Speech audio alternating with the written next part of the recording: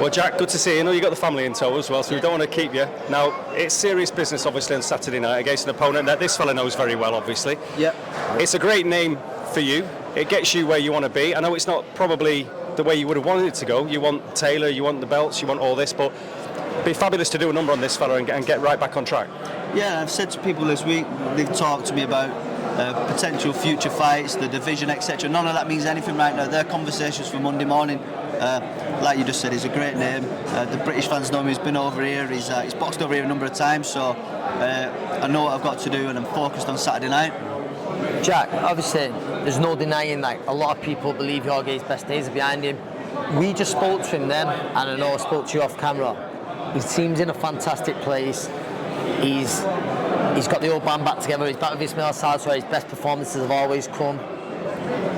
I know you were prepared for the very best Jorge Linares, but what do you take from those last few fights? Do you think he can rewind? Do you think he can rewind, turn back the clock?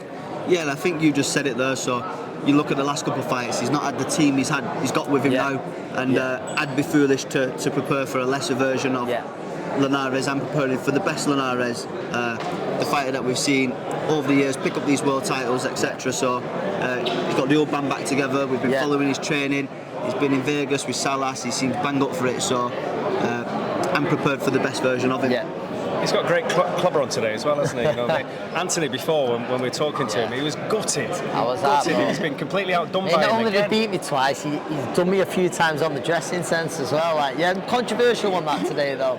It was. You know what? He looks well. We've seen him yesterday. He looks in good spirits. His team's there, and how old is he, Linares? Is he 38? Yeah.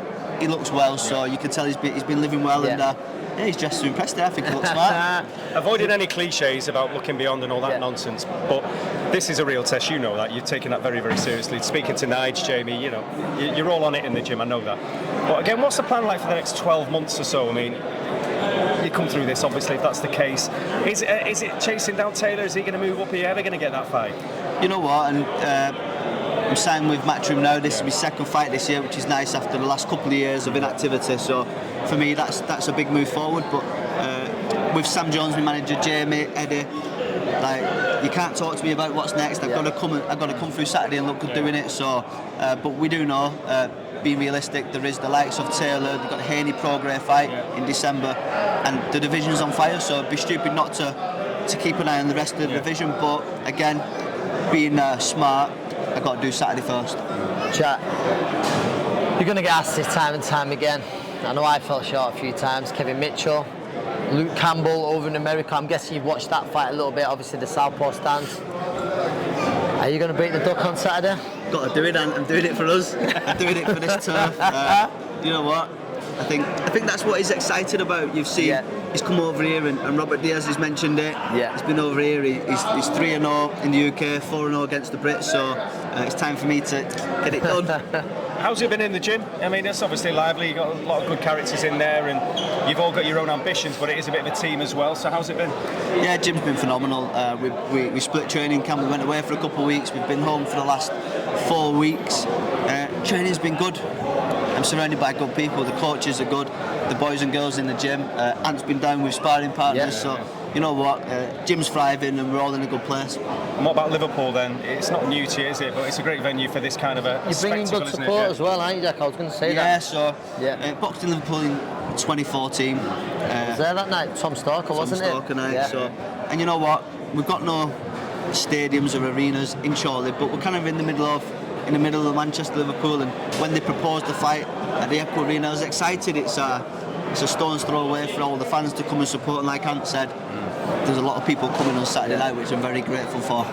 Chorley's a little bit of a hidden gem for boxing, though, isn't it? You know, like Doncaster gets a lot of attention now because there's a lot of fights come through. Chorley's always massively underrated. When you look over the years, the amateurs now as well. The amateurs have always done very well. Obviously, you got Charlie ABC, he's from Jennings Gym. Yeah. Even in the MMA, what is it, Charlie? I say all the time, what is it, the town where, what is it? Where people come to fight. Where people come to fight.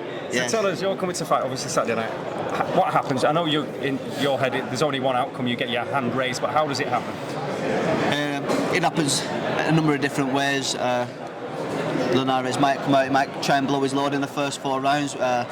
We don't know what he's got in the tank. He might come out and look to to fence and feint and move around, and it might be a bit technical for a few rounds, but as a fighter, you prepare for every different situation and outcome. Once that bell rings, I'll know, and then we just break it down round by round, and I'm going to win Saturday. And you've got a stablemate as well, Akib. He's on the card as well. So what happens in that one? It's a great fight. Yeah, great fight. Akib and Reece Bellotti. Again, done a couple of rounds of him earlier on in camp. Akib's looking strong, he's looking good, and he seems in good spirits. I know it's an exciting fight, and I don't know if the bookies have got Bellotti is my favourite. I don't follow the bookies, but I mean, obviously, I'm going to support my own with Akib. I know how hard he's worked for this opportunity, and it's another step in the right direction for him. All the best on Saturday, Jack. Thank you very much. All the best Saturday. Two good guys, man. Thank you.